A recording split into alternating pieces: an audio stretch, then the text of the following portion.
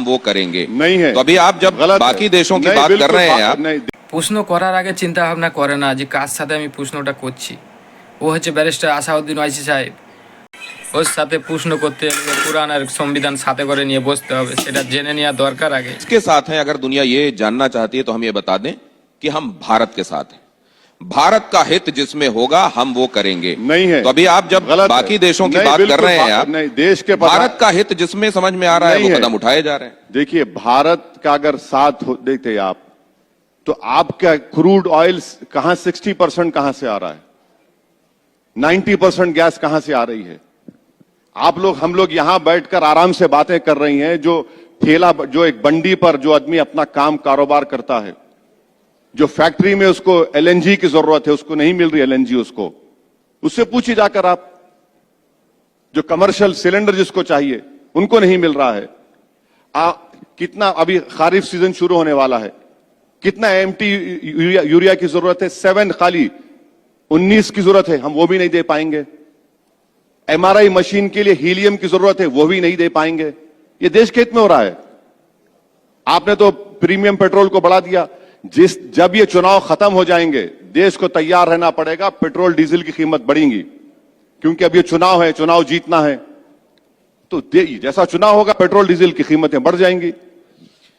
मैं इसलिए भी आपसे ये जानना चाहता हूं, आपने एक बात कही कि देखिए मुस्लिम देशों से ही तेल आ रहा है, उस तेल से परहेज नहीं। नहीं, एक बात सुनिए, मैंने क्या कहा था कि मुंबई में एक पिक्चर को देखने के बाद आरएसएस के आइडियोलॉजी से मुतासिर ऑर्गेनाइजेशन ने थिएटर के अंदर लोगों से कसम दिलाई कि हम मुसलमानों का समाजी बायकॉट करेंगे।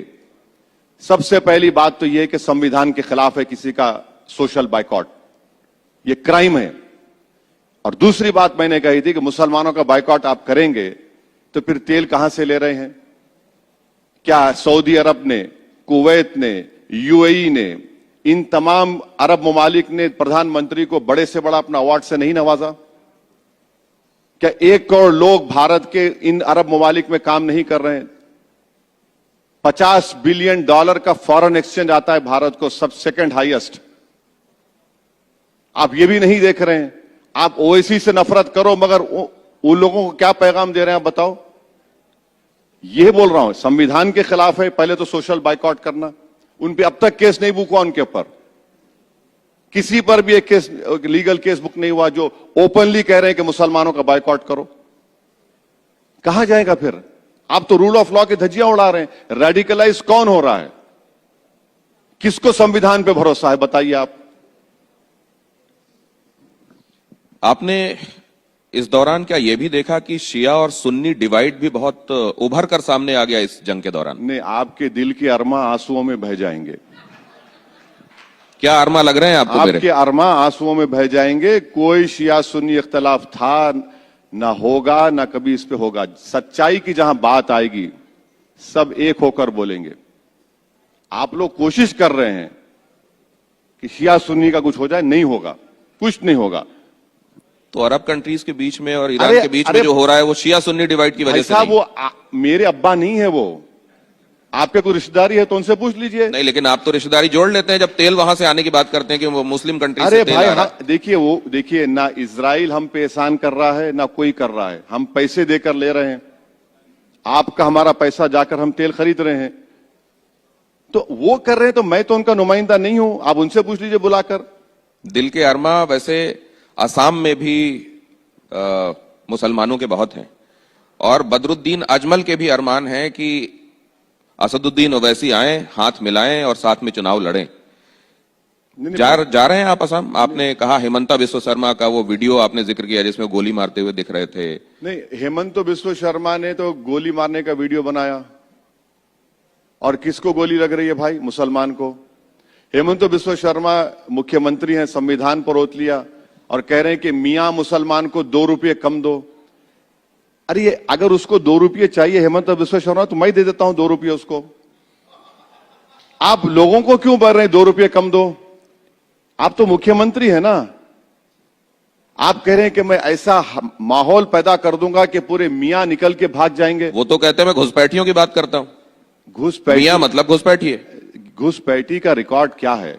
सुप्रीम कोर्ट मॉनिटर्ड एनआरसी हुआ, 20 लाख लोगों के नाम उस एनआरसी में नहीं आए। कितने मुसलमानों के नाम है? 2 लाख, 2.5 लाख समझिए, 17.5 लाख तो नॉन मुस्लिम है।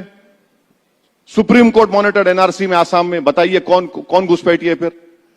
उन नॉन मुस्लिम्स को आप कह रहे हैं कि हम आपको सिटीजनशिप दे देंगे CAA में, और जो मुसलमान है उनसे कह रहे हैं कि नहीं, तुमको डॉक्यूमेंट लाके दिखाना पड़ेगा। आप तो अच्छा, BSF आपके पास, होम मिनिस्टर आपका, मुख्यमंत्री आप हैं, घुसपैठी कहां से आ रहा है भाई? उड़ के आ रहा है क्या? अब घुसपैठी की आप बात कर रहे हैं।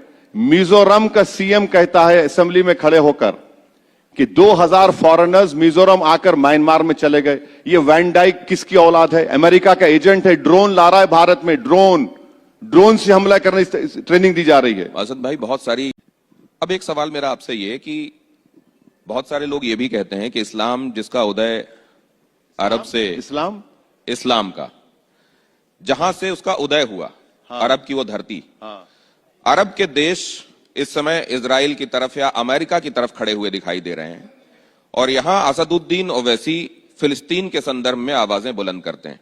इसको आप कैसे देखते हैं? देखिए, इस्लाम किसी की जागीर नहीं है,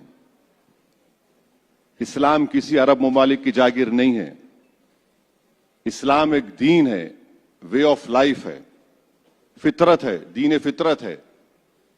और सच्चाई यह है कि फलस्तीन के लिए मुसलमान इसलिए तड़पता है क्योंकि वो मुसलमानों के लिए तीसरी सबसे अहम इबादत गाह है, मस्जिद अक्सा, बैतुल मुक़द्दस।